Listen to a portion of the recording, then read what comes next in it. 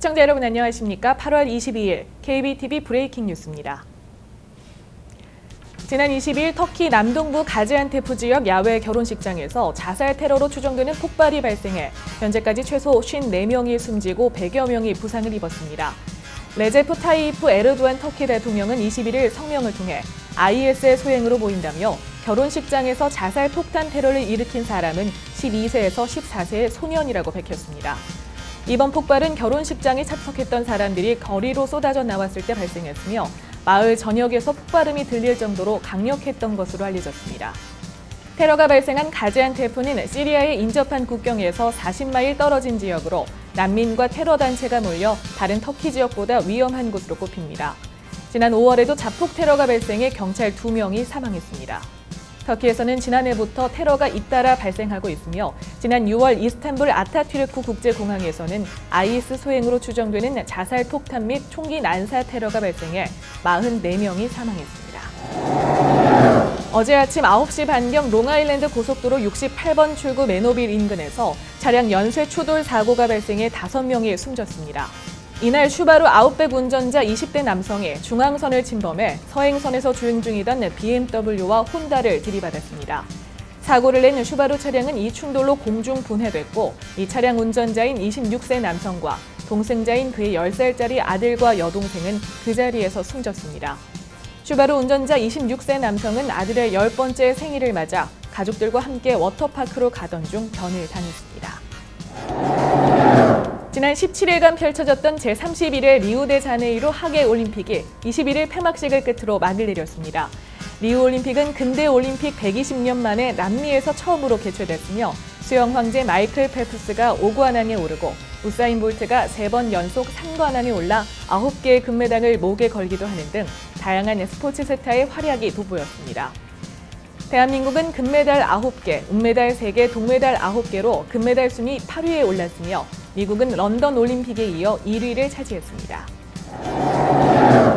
지난 21일에 있었던 리우데자네이루 올림픽 폐막식에서는 브라질 최고의 카니발 댄서들이 화려한 삼바 축제를 선보이며 분위기를 끌어올렸습니다.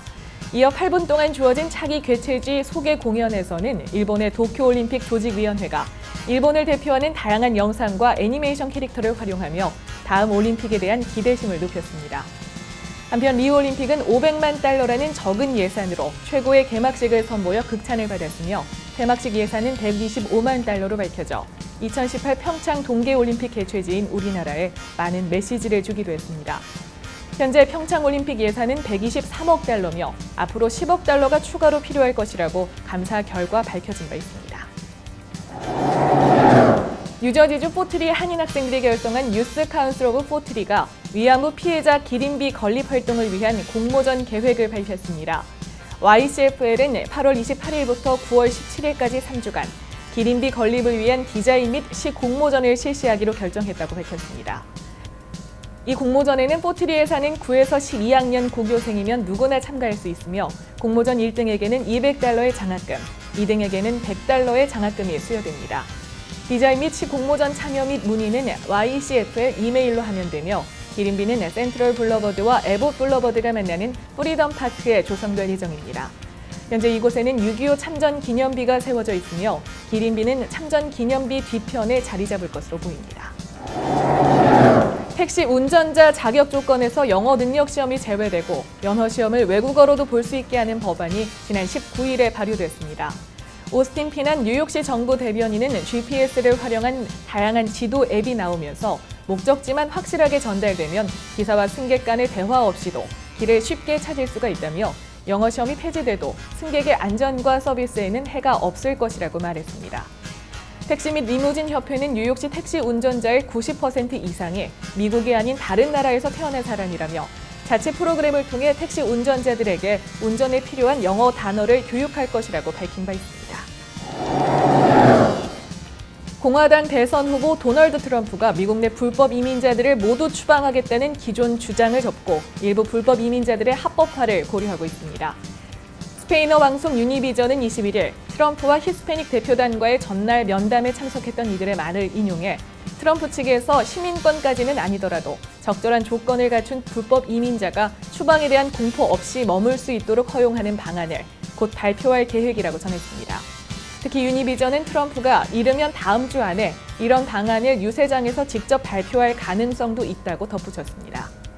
정치 분석가들은 최근 트럼프가 전국 단위는 물론 주요 경합주 지지율에서 민주당 대선 후보 힐러리 클린턴에게 뒤처지는 현상이 굳어지려는 조짐을 보이면서 이런 현상을 만회하기 위해 히스패닉계를 포함한 소수자들을 끌어안으려 시도하는 것으로 보인다고 설명했습니다.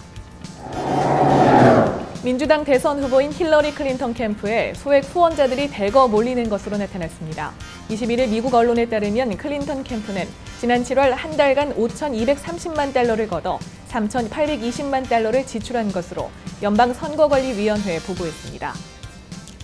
이에 따라 누적 실탄 확보액은 6월 말 4,440만 달러에서 5,850만 달러로 늘었습니다.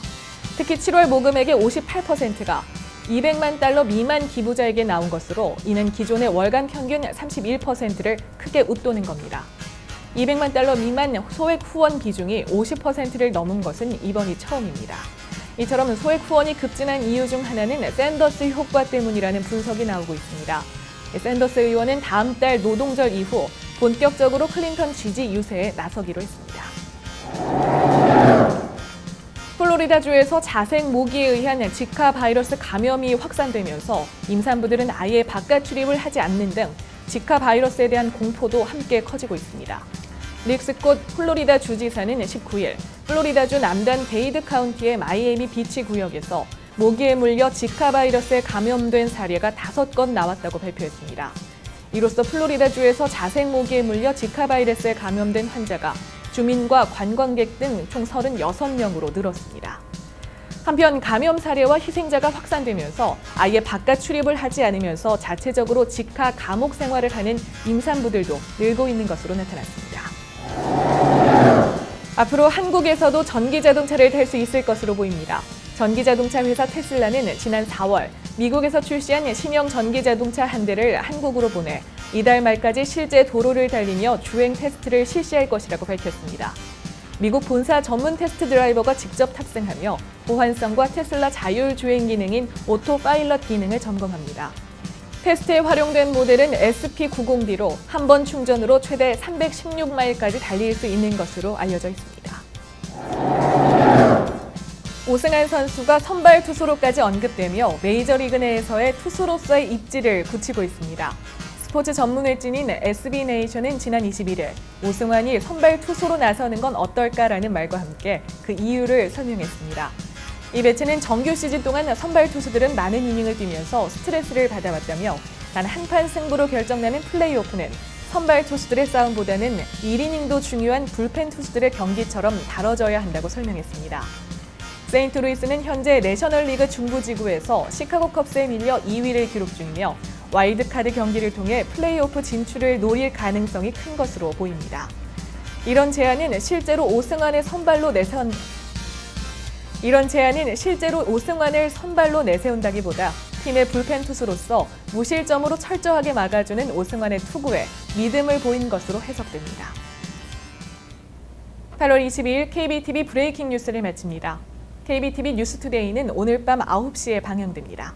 시청해주신 여러분 고맙습니다.